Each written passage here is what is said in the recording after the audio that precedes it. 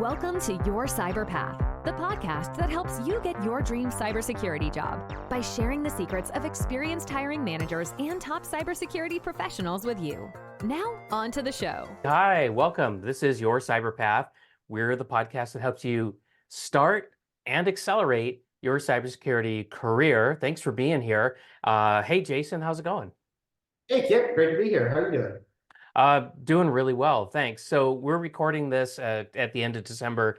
Yesterday was we've got two twin girls, and it was their birthday, and they just turned 9 years old, and it was really cute because for the first time ever, they came to us and said, "This is what we want to do for our birthday," and they kind of like gave us like a plan. We want to do this and this, and then we want to go here, then we want to do that. And it was all like completely reasonable, go figure. So we were excited and we're like, okay, great, let's do it. And man, it was a lot of fun. So I'm still thinking about that. What are you up to? Just preparing for the holidays. As you said, it's December here, so we're going into the holiday season and into New Year's. And as a business owner, end of the year also means end of the year financials. So been a lot of late nights trying to close out all the books and get everything done before I take off for the holidays and the new year. And then just excited about what we're doing in 2024 as we keep moving forward. And so I'm just looking ahead and get lots of stuff done. Oh yeah, I'm thinking about those things as well, particularly, and I just want everybody to know that as we continue to release your Cyberpath episodes, you're probably going to hear us talking more and more about Accolade. That's something that Jason and I are doing to provide certifications for folks that are going to, we believe, really help them learn skills that they will be able to apply on the job and to solve real problems as soon as possible. And we're doing that with an advisory council of experienced hiring managers because we want to make sure that when they see that you have an Accolade certification, that your resume goes to the top of the pile because they know what it means to have an Accolade certification. So yeah, my head is just full of all the cool stuff that we're going to be doing in 2024. And in fact, I'll just hold this up right now. So I just ordered. I was just going to say the ISO compliance. Yeah. So now for anybody who's heard of ISO 27001, well, it turns out that ISO publishes so many standards on so many different things. And so one of the things that they publish on is called 17024. And this is guidance and, well, the book here that I have is guidance and templates for personnel certification bodies. And so that's what Accolade is we're certifying people against bodies of knowledge. And so Jason and I have made a commitment that we want to operate Accolade in a high quality way. And so one of those things means that we want to be ISO certified so that people can have even more trust that we're doing things the right way. So anyway, yeah. It's not just two guys in their basement making an exam and going, "Hey, you're certified now," right? That doesn't meet ISO compliance. Like, right. We built this thing from the ground up with lots of stringent testing and quality control and advisory councils and all those things to make it a valuable certification that is worth your time and money, and not just something that is a money grab to separate you from your dollars. Because there's too many of those in the certification world, and we're not going to operate that way. Right. Well, we're going to be Accolade's going to have its own podcast, and we'll tell you about that later on. But anyway, sorry, just can't help but to talk about something that's really exciting. Here's something that's also exciting, which is the topic of our podcast episode for today. So what we want to talk about and explore is two different standards. And as we were creating this episode, we were kind of thinking of it as like a standards, death match, right? Like, what if each one of these standards could be like a little bot and they go out and battle each other, right, to see, which one's better.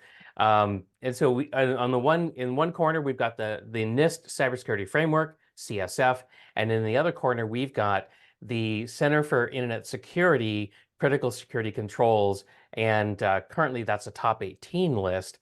And so they're in the other corner, and we're going to see which one is going to be the supreme choice for our listeners. But first, let's just do a quick definition, right? So You I'll, know, before you do that, I have to do an aside. I'm sorry, but when you okay, said okay. the match thing, it brought pictures back to my childhood of MTV's Celebrity Deathmatch, right? Where they had like Marilyn Manson and Fred Durst going at these claymation things, ripping each other's heads off. And the time I knew that I quote made it as an online instructor was about 3 years ago. Mhm. My wife was scrolling Reddit and she found my name on there because my name's on there a lot because people are always like, oh, you should go take Jason for Security Plus or this or that or whatever. But she had found one that had gotten to like pretty pretty high up. That was it was a instructor death match, and the students of Jason Dion, Mike Myers, and Professor Messer were arguing over who would win in a celebrity death match if all three of us were in the ring.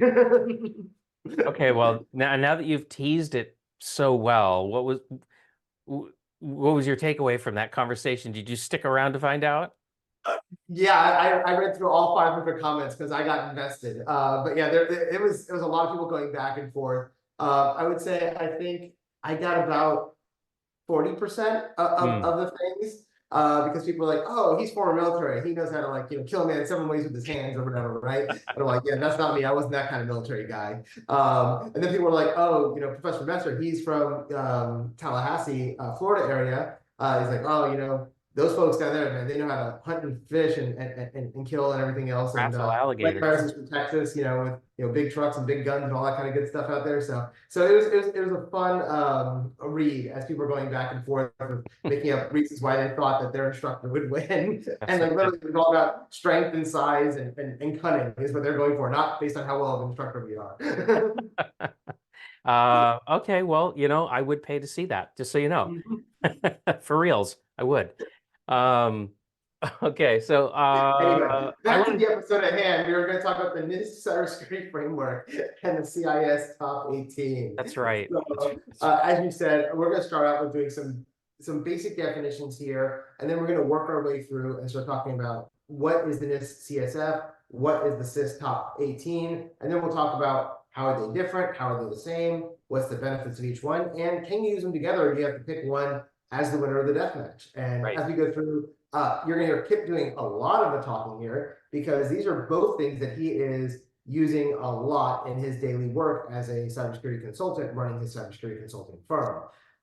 Whereas I have used the NIST CSF, the cybersecurity framework, quite a bit, but the CIS Top 18 is one I don't really have a lot of experience myself hands-on in because it just wasn't something that we implemented where I work. So that being said, I guess we'll start with a couple of key definitions, right? What is the NIST Cybersecurity Framework and what is the CIS Top 18? Kip, what is the NIST Cybersecurity Framework? Okay, great. I love how you took control. So first of all, NIST stands for the National Institute of Standards and Technology. And just like ISO, they are involved in many, many, many different areas, even to the point where if you buy a gallon of milk at the store or a gallon of gasoline at the gas pump, you never worry, right? Am I really getting a gallon? Am I getting more? Am I getting less? Because NIST has standardized what is the US gallon of liquids. And so they're involved in a lot of things. Well, so they're also involved in cybersecurity. And so high level, the framework is really a framework, and it's a set of guidelines designed to help organizations become more cyber resilient. Jason, you and I have unpacked what the cybersecurity framework is before. We've got a whole course on it over on Udemy that folks can take. So I'm not going to go any further in defining what it is at this point. Let's talk about it. And that's a good starting point. And we will talk a little bit more about NIST as we go through this episode. We just want to do two definitions real quick. And I will point out that the NIST Cybersecurity Framework, we did do an episode on that in episode 62. So if you want to go back and listen to that, we spent about 45 minutes really diving deep into the NIST Cybersecurity Framework. We're not going to rehash all of that today, but we are going to talk a little more about it in a moment. And to get to that, just go to yourcyberpath.com/62. All right, the second one we have is the CIS Top 18. And when we talk about CIS, this is the Center for Internet Security. And the top 18 is literally the top 18 critical security controls that they have created. And this list is essentially just a set of prioritized actions that help protect organizations and data from known cyber attack threat vectors. And that's really what we're talking about, the top 18. If you ever dealt with the OWASP top 10, those are the 10 most common programming errors. Well, the CIS top 18 takes a little further. They've got 18 things, and these are the controls to stop a lot of these attacks. And they categorize these into these security controls as opposed to the errors. These are the things you can do to protect yourself. Did I do a fair job of covering that part, Kip? Yeah, absolutely. I would like to add something to it, build on what you've already said, which is if you've been in the industry for a while now, you probably remember, and maybe you even hear some people talk about the SANS top 20. Uh, guess what? Well, that's the predecessor of the CIS top 18, because what happened was SANS, right, the Systems Administration and Network Security Organization, that's what SANS stands for. They actually created this about 20 years ago, and then they owned it for a little while, and then they actually handed it off to the Center for Internet Security. They handed it off as a top 20, and then later on it got slimmed down into the top 18. So just I wanted to say just a little bit about its origin. Nice. Yeah. All right. So let's go into our NIST CSF, right, which is the Cybersecurity Framework. Why was it actually created, Kip? Why do we need? Why does the National Institute of Standards and Technology go, you know what? I understand why I need to know what a gallon of gas is, because if I go to Shell or BP, I should get the same amount of gas for my dollar, my $3.20 per gallon, right? But why do I need this CSF? Right. Who cares? Well, so I'll try to give you like the short version here. Of course, we have that other episode and an entire course that unpacks it. But in gosh, I think it was 2013, then President Obama signed an executive order, and he said, hey, we, the United States government, need to do something to help people become more cyber resilient because it's getting very dangerous doing business on the internet. We've got ransomware, we've got distributed denial of service attacks. There's all kinds of issues, and so people need to be more cyber resilient because it cannot assume that they can build digital walls high enough, digital walls thick enough that they're never going to have an incident. And so that's where it came from. Now, NIST, which is a part of the Department of Commerce. A lot of people think that it's military. It's not. But NIST said, okay, let's go out to industry and find out what works. How does industry currently become cyber resilient? And this is one of the things I love about the framework is that it's not a bunch of academics who sat around and said, in an ideal world, what should this be? They actually went out and talked to practitioners. So there are 5 key components. One is identify, the next is protect, then there's detect, and then there's respond, and then there's recover. So that's how the framework is organized around the life cycle of an incident. So I don't know, how did I do, Jason? I think you did pretty well. I think you missed one critical thing in your discussion. And I just gave you a hint there, but it's critical, right? Critical infrastructure. The reason that CSF was actually created wasn't for people like CRO or Dion training to use it in their businesses.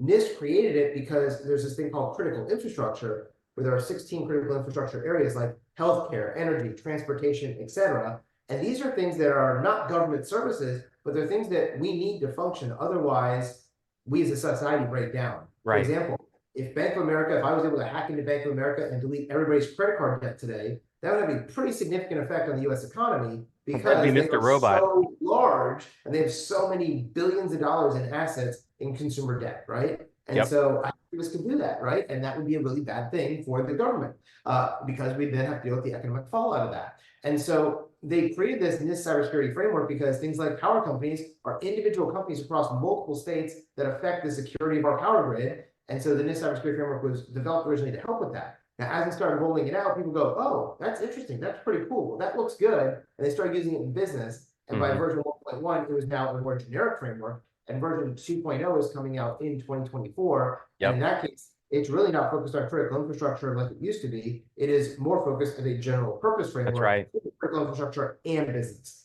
And so they've made changes there too. So I just want to point that out as well, because I think it's important when we start talking about the NIST Cybersecurity Framework, that history and evolution, because I know when I first started using it and looked at it, I was like, how does this apply to my business when they're talking about securing the power grid? Like, I Mm-hmm. don't run the power grid, right? And so over time, it's evolved and it's adapted, and it's a great tool. And again, as Skip said, you can learn more about that in episode 62, which is all about the NIST Cybersecurity Framework, as well as the course on implementing the NIST Cybersecurity Framework, or the Accolade CCRF, which is the Cyber Resilience Fundamentals and Cyber Resilience Practitioner certifications, are all focused on the NIST Cybersecurity Framework and how you use it as a cybersecurity consultant. Yep. So that being said, Kip, what are some advantages of this cybersecurity framework? Because obviously I'm a fan, you're a fan. That's why you use it in your consulting business. We use it as our first certification under Accolade because we saw a need in the marketplace. Mm-hmm. Why is NIST CSF so awesome? Well, because it's a framework is kind of the bottom line. And what is a framework? Well, a framework is not a checklist. And so a framework is, think of it as like a bolt of cloth, and you're going to go get a tailored suit or a tailored dress.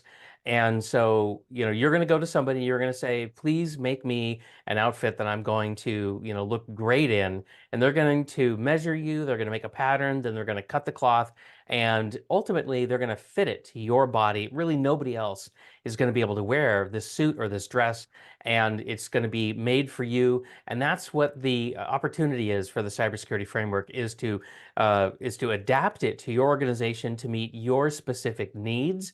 And so that's one thing that's fantastic about it. The other thing is that it focuses on risk management, and it's also comprehensive in its approach. And so it's just, these are some of the really crucial advantages of the framework. And quite frankly, there's nothing out there in the world that's quite like it.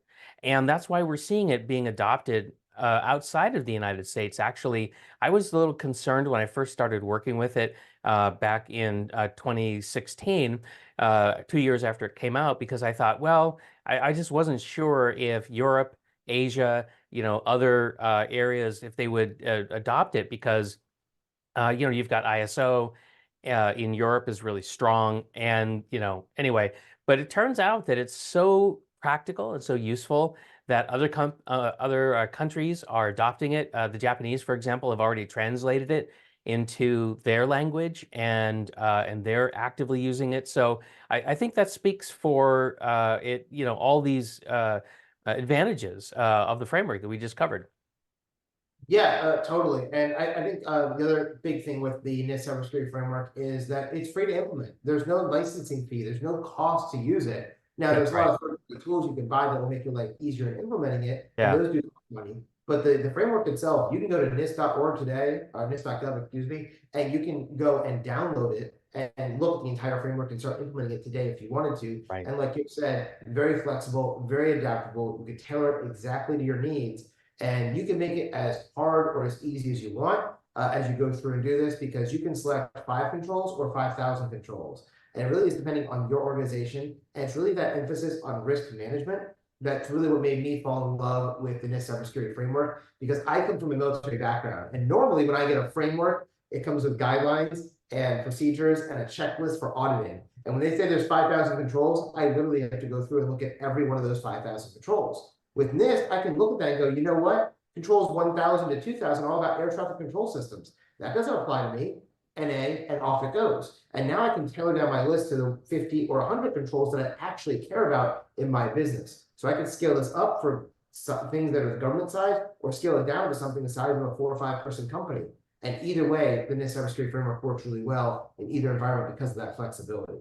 Yep. That being said, let's move on to the next thing, which is going to be to explore the CIS top 18. So in about 5 minutes, Kip's going to go ahead and give us the origin and the purpose and why do we use it. And maybe we'll talk about what are some of these 18 controls. Right. Well, as I said at the top of the show, the CIS top 18 used to be the SANS top 20. Now, I'm not going to go back and give you a blow by blow of how it's changed over time. Let's mostly focus on what it looks like right now. So that's its origin. Well, what's its purpose? Well, the idea when it was first created was that we just didn't have anything, because this was created like in 2000, 2001, 2002. And back then we really just didn't have, as practitioners, we just didn't have a checklist of, what are the things that we should be doing to keep our organizations and our digital assets safe. And so that's when a bunch of SANS instructors, who are very well respected and very, very high experience men and women, sat down and said, okay, we're going to make this because everybody keeps asking us for this in our classes and nothing like this exists. So we're going to make it. And they said to each other, like, okay, what should be in this thing? And so they came up with the 20 controls. And then those 20 controls actually got more granular, right? So each one of them would break down into smaller steps that you could take. And that's one of the things that was really great about it is it's very practical and it's actionable. And it's, when you think about it, like from a project management standpoint, with the cybersecurity framework, you can't just grab the cybersecurity framework, or I should say you shouldn't, and then just, turn it into a project plan and say, okay, let's get busy, let's do this, and then let's do that, and let's do that. As we said, you have to tailor it. Well, the CIS Top 20 is skipping that step, and they're kind of saying, no, no matter who you are, these are the 18 things that you should do if you're on the internet. And so, they've actually kind of, this is going to sound gross, but they've sort of pre-chewed it for you. So you don't have to do that. And quite frankly, that's what some people struggle with the cybersecurity framework. And so, these are practitioners and they just wanted to get busy right away and start getting things done. They didn't want to sit around and talk and think. They wanted to do things. And so that's a big part of what's going on here. And, as far as, like what are some of the controls? Well, it starts out with inventory. And, that makes sense because if you don't know what you have, then it's difficult to provide asset protection, right? Because if you've got assets that are not in your field of view, then how can you possibly, take whatever measures are necessary to protect them? And so control number one is enterprise assets, and control number two is software assets, right? So the first two controls are all about what are your assets, and let's get them into an inventory. And it goes on from there: data protection, secure configuration, account management, on and on and on. Talks about, and I'm skipping ahead here, malware defenses, data recovery, security awareness, and skills training. And then finally, way down on the list, number 18, penetration testing. And that's another thing about these top 18 is it is sequential. So you don't want to pen test before you have your inventory, right? So it really is sequenced, it's prioritized, and therefore you don't need to, spend any time tailoring what's going on here. So anyway, there you go. There's my 5-minute explanation of top 18. What did I miss, Jason? Love how you did all that in 5 minutes, because if I did it, it would be like 30, because we all know I go on rabbit trails. But yeah, and so, when I look at the CIS Top 18, one of the things I find with it is that it is very practical, it's very actionable. It can be a lot. It's a lot of controls and each of these 18 groupings as you go through. But you're right, it goes from inventory all the way down. 17 is incident response, 18 is pen testing, right? And so, Yep. so it works its way through as you go through this thing. One of the big things that I find is that the idea here is more with compliance. It's here's all the things you must do, and then we kind of have this checklist to say, I'm in compliance or I'm not, I'm doing it or I'm not. And it doesn't really have the tailorability that you have with the NIST Cybersecurity Framework, where I can have more or less, and I can really encapsulate things. So I guess at this point, now that we've kind of covered both of them, let's talk about some of the differences between them, right? Right. In your mind, Kip, as you talk about the NIST CSF and the CIS Top 18, is there a difference in the scope and the approach that they're taking? And what are your thoughts around that? Yeah, there is absolutely a difference here. On the surface, based on what we've shared so far, you might think that this is an apples to apples situation. It's not at all. This is a very much apples to oranges situation. And so the reason why I say that is because they were designed by two completely different groups of people at two completely different times of in the past, with two completely different sets of circumstances and context. And so, and I think what it boils down to is that the cybersecurity framework is a framework. CIS Top 18 is not a framework. It's more of a checklist.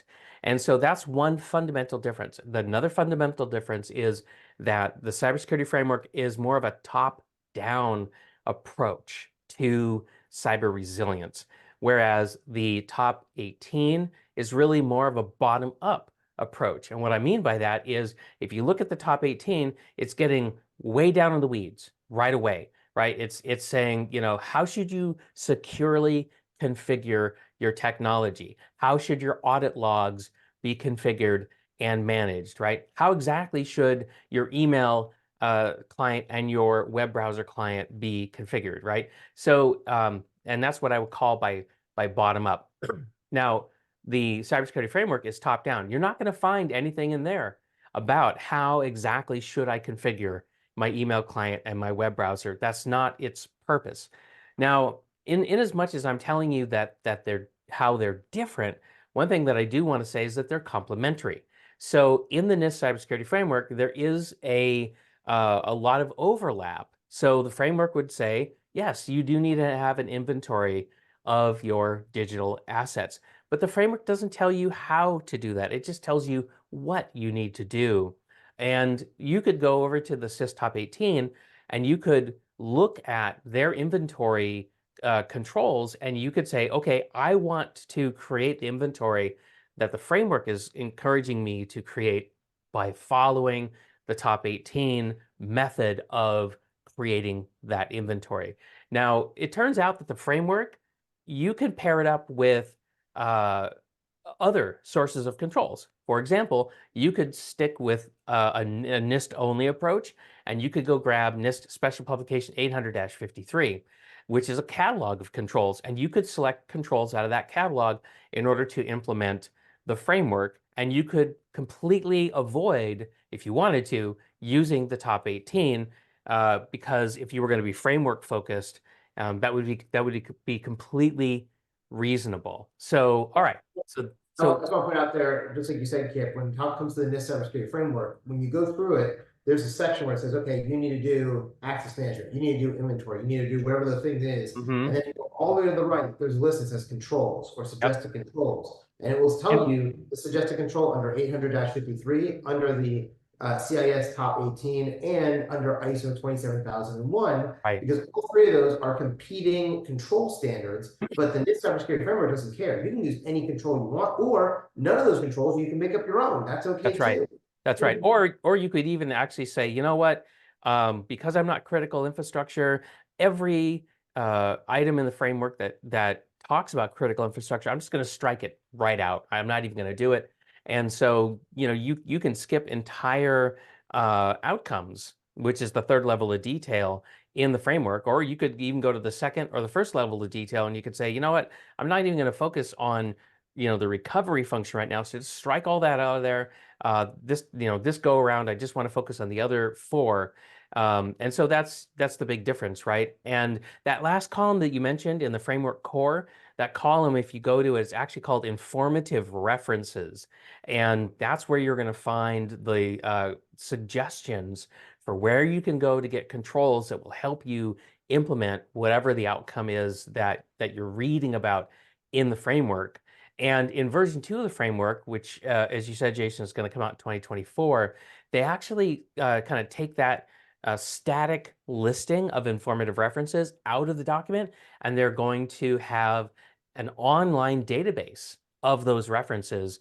And so in the future, when you're looking for controls and control sources, you're going to be able to go to a database online and query it, and NIST then has the opportunity to update that over time to add more and different control sources or to purge control sources that are not relevant anymore.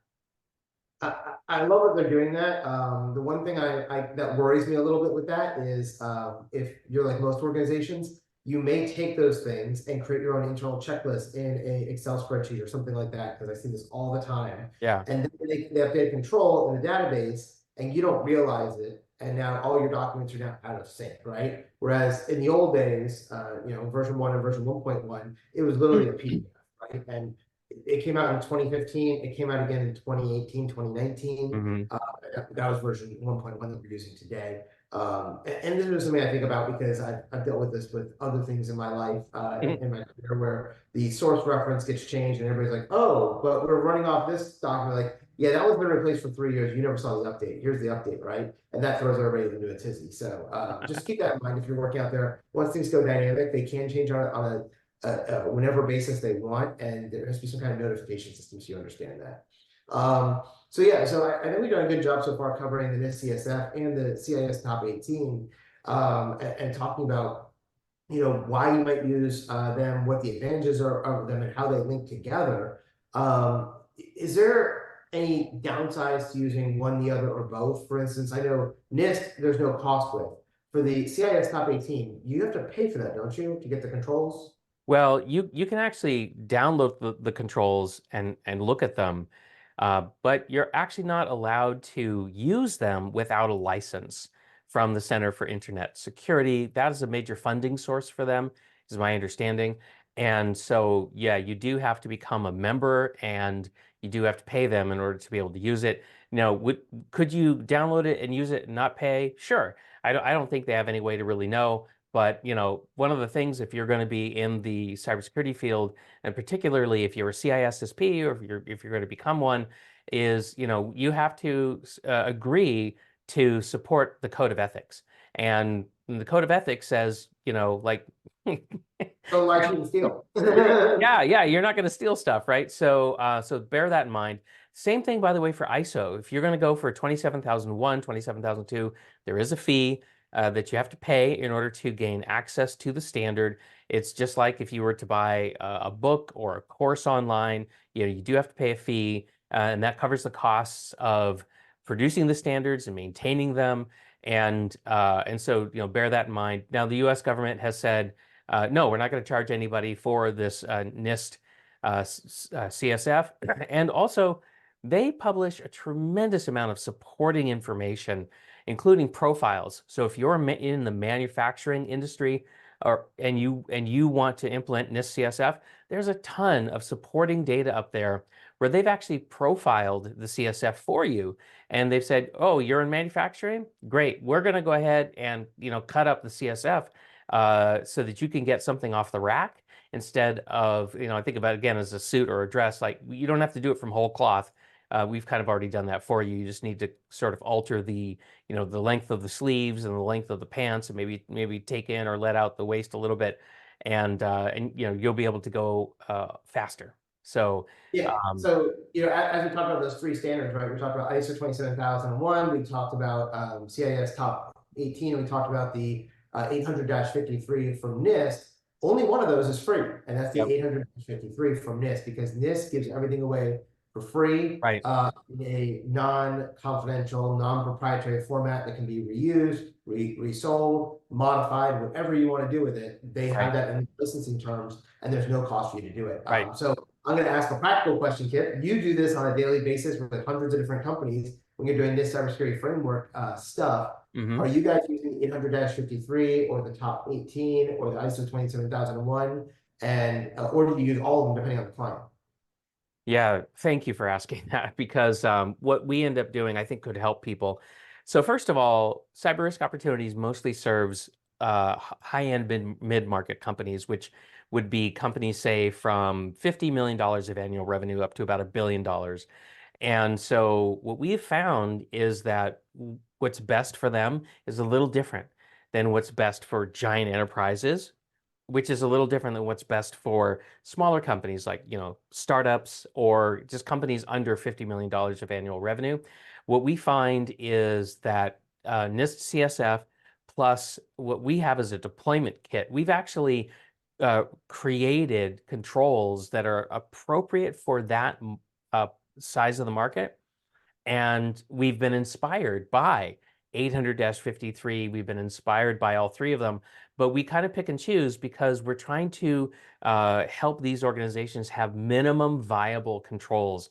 And minimum viable is something that I completely stole from the startup world, where you want to build something that is good enough to get the job done, but no more, right? You want to move the needle, but you want to do it at the least possible expense, and you don't want to wait for perfection to get something out there. You want to get something out there, and then you want to iterate on it and get it to be better. And so that's kind of what CRO does for our target audience. If we're working with somebody who's a giant enterprise, then we'll just ask them, like, hey, have you already standardized on a control source? Because many of them have. And so then, we just go with that. With small companies, our guidance to them is be careful, because it turns out that the CIS Top 18 is really expensive. If you are committed to it, you can expect to spend somewhere in the neighborhood of $3 to $5 million just to implement all of those 18 controls as specified. That does not include operating the controls. So, please be careful about making a commitment to CIS.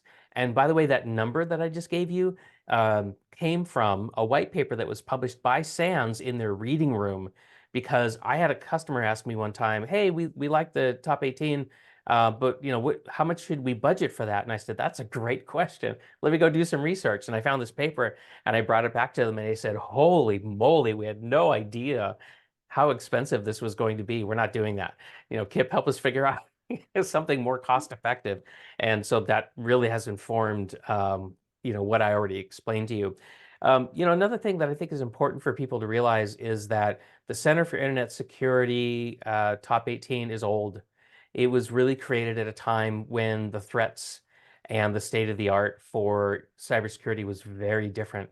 And while it's So while we were talking, Kip, I actually looked it up because I was curious how old. The SANS Top 20, which is where it came from, was released in 2001 as a coordination between SANS and the FBI. Yeah, right. So you're right. I mean, it was 2001. It's a completely different environment than the world that NIST Cybersecurity Framework was invented in 2015.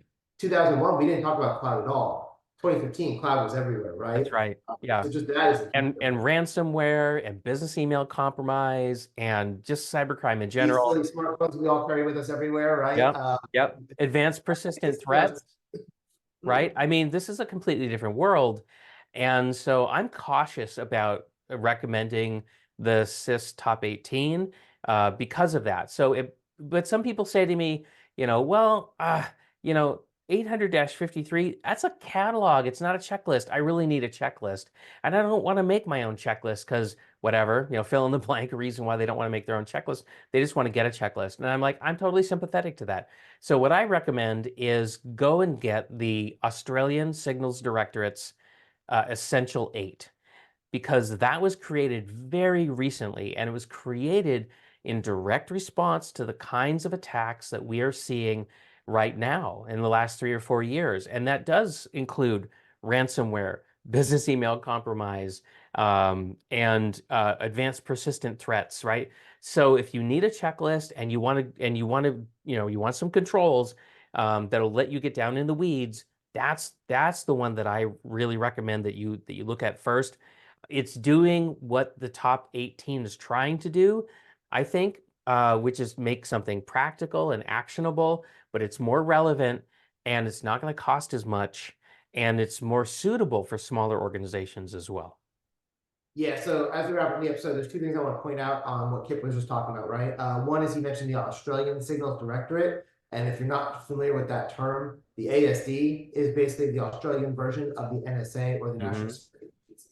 The National Security Agency also puts out guidelines, which they call STIGs, on how to configure machines specifically. The one the Australian Signals Directorate has is a much more generic version, as Kip said, and it works really well to understand, similar to the top 18.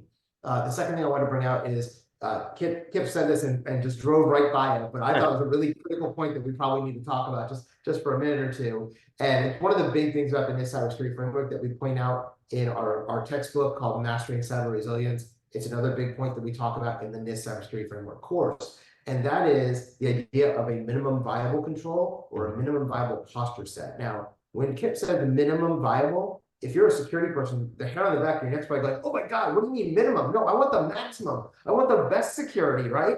And I've worked in the military, in and around the military for 20 years. And that is the mentality that I need to protect everything equally, and it all needs to be done at the highest level. And that is just a dumb thing to do, to be quite honest, because not everything needs to be protected as well. I've got two things on my desk right now. I've got a Pepsi can and a cell phone. The Pepsi can is worth 75 cents. The cell phone is worth $1,000 and has all my digital life on it. Which one do I want to spend money protecting? I don't care about the soda can. Throw it away. I care about the cell phone, right? And that's the idea. So when you're doing the NIST Cybersecurity Framework, you're going to, as a consultant, you're going to work with the company to figure out what is their risk appetite? What are they willing to accept? What is their threshold for pain? Because at the end of the day, that's what it comes down to. The question of, are you going to get data breach at some point or attacked? The answer is yes, you will. There is no getting out of this alive, right? We're all going to die sometime. We're all going to get breached sometime, right? Yep. We can try to make it harder, but we have to decide what stuff needs to be protected to what level. And NIST does a really good job of that, where a lot of these other things, they say you need these controls, and whether the system is processing my kid's artwork or my tax returns, they treat it the same. And those two things should have different levels of security, because one has personal information and financial information and PII and all that stuff, and the other one is a picture that my kid drew in kindergarten, right? Both are probably very important, but they're protected to different levels. And I think that's a really important thing. And when you say, minimum viable or good enough security, and the security practitioner, he goes, oh no, but the business person, he goes, yes, that's exactly what we need. Because I know we talked about this before, and if you go into episode 62, we'll talk about a lot more on the NIST Cybersecurity Framework, but that's one of the major benefits when you are going and talking with the CEO, the COO, and the CFO. Those folks aren't technology people, and all they see is that cybersecurity costs them millions of dollars a year in salaries, software, licensing, hardware, and all the other stuff. And so being able to say, well, depending on your risk level, we can get that down or we can increase it. And we can do that by segmentation, putting certain data in certain places, all those other technical controls we can do. That's why I think that's just a really important thing. And it's one of the critical differences with the NIST CSF, because it was written by people who are not just technologists, but practitioners who understood the fiscal challenges of trying to get a company to fork over millions or billions of dollars to do cybersecurity. Anyway, soapbox, off my soapbox, back to you, Kim. I love it. Thank you for saying something about that, because that's one of the things that I really enjoy about making this podcast series with you is, it's been so long since I've been in the military that I sometimes forget that, that folks who are coming out of government service or DoD do really think about this stuff differently. And we, especially for those who are transitioning into the private sector, right, we really do need to say this stuff and make it clear to them, because I can tell you that people in the private sector who've never been in the military, a lot of them are biased against veterans because they think that they're not going to be realistic about security. They think they're going to bring a military attitude to it. And thank you. I think you made a great case for why you're going to transition. And there are places that you need to have that level, right? If you're working on the software code that runs a CPAP machine that people are going to breathe at night, and if that turns off, they die. That's pretty important. You probably want to have good security controls on that, so nobody's hacking in over the Wi-Fi into the person's sleep mask, right? But if we're talking about, I don't know, something else that's just not nearly as important, you can have less controls. You don't need to spend millions of dollars to protect the church bulletin that comes out on Sunday that's going to be public knowledge on Sunday anyway, right? So there's decisions you get to make in all of this. That being said, I want to thank everybody for joining us for another episode of Your Cyber Path. Before we end, I'll just pass it one more time to Kip. Any last parting thoughts or words of wisdom on the NIST Cybersecurity Framework or the CIS Top 18? Just one final thought. It's just a capstone thought. A lot of people come to me and say, how much they've struggled with NIST CSF, and that struggle, right, because they're not tailors, they don't know how to tailor it, has sort of caused them to veer into the top 18. And so I take that time to tell them, look, it's not the same.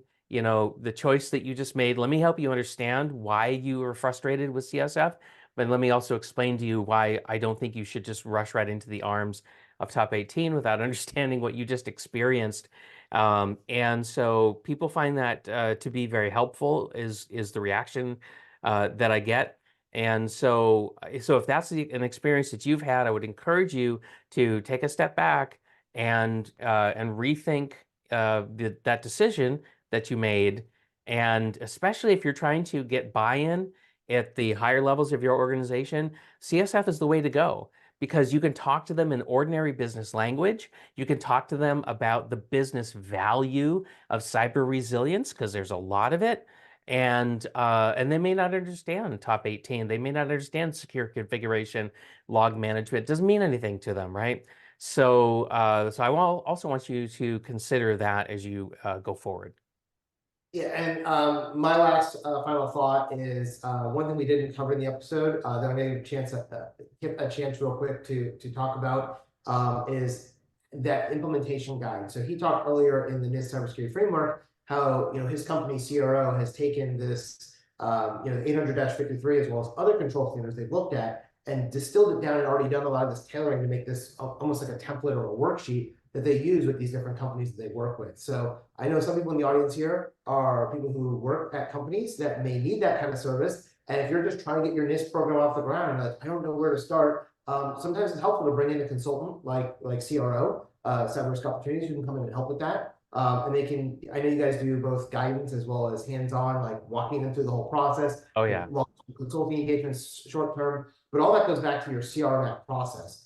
And when I saw your CRMAP process, I really liked it because one of the things I struggled with NIST at the beginning was how do you actually do this in the real world, right, in an organization? Because the NIST framework, it's free, but it's 55 pages and it's very generic. And we took that as we wrote the Mastering Cyber Resilience textbook, and it's about 200 pages, and it expands on that, explains how to use it, how to operationalize it, and a large part of that is the CRMAP that CRO developed. Can you talk just the 2-minute elevator pitch, what is a CRMAP and why should a company care? And if somebody in the audience wants to learn more about it, who do they talk to? Right. I appreciate that, Jason, for asking. So what is a CRMAP? It's a cyber risk management action plan, because guess what? That's what senior decision makers want to see. They want to see action. They want to see you secure stuff and to get busy, and they want to see a lot of business value. They want you to tell them what's the business value of the money that they're spending on cybersecurity. And so that's what a CRMAP will allow you to do. And it's highly repeatable, and it's highly structured, and it scales. So no matter what size organization you are, we can help you use the cybersecurity framework to create for you a cyber risk management action plan. And then when you're all done, you have a prioritized list of mitigations. You've got starting points for every one of them in the form of a template or a procedure or what have you, or a set of communications tools. And then you have an implementation plan, and you know exactly where you're going. You can decide how long you want to get there. If this is a 6-month journey, 12-month journey, 3-year journey, whatever makes sense for you. And that's what we can do. Awesome. So that being said, if they want to reach you, is that just Kip at where should they email? cyberriskopportunities.com, or you can go to cr-map.com, and there's a button there where you can ask to get some time with me. Sounds great. Awesome. Thanks, Kip. And so once again, I want to thank everybody for listening to this episode. This episode was 114. And so if you want to see all the show notes, you can go to yourcyberpath.com/114. Next week next time we'll be back with to complete our series on the System Design Principles, or SDP. We've been going through that over the last 18 episodes. We've been interlacing a lesson like today where we teach something or interview somebody and an SDP principle the following time. And next time we'll be finishing up with episode 115, which will be the 10th System Design Principle. That being said, I want to thank you again for listening to Your Cyber Path. If you found it helpful, please go ahead and subscribe to the podcast, follow us, or share the podcast with people you think this would be beneficial to, whether that's your coworkers, your peers, your friends, people trying to break into cybersecurity. That's the best thing you can do to help us spread the word to others, and we can help more people break through into the cybersecurity industry. Also, if you have any feedback for us, or topic suggestions, or just questions for us, you can ask that over at yourcyberpath.com/ask. That's ASK. You can record a short 30 to 60 second voicemail for us, and that way you can share your feedback, any topics you'd like us to cover on the show as we upcome in the future episodes, as well as anything you have directly for us, and we can answer it for you here on the show. That being said, we are going to be wrapping up season 2 here in the next couple of episodes, and so we are looking for topics on season 3. So if you have any suggestions, please let us know. We'd love to hear it. That being said, thanks for listening to Your Cyber Path, and we'll see you next time. Bye, everybody. Thank you for listening to this week's episode of Your Cyber Path. Don't miss an episode. Press the subscribe button now. If you would like to learn more about how to get your dream cybersecurity job, then be sure to visit yourcyberpath.com, where you can access the show notes, search the archive of our top tips and tricks, and discover some fantastic bonus content.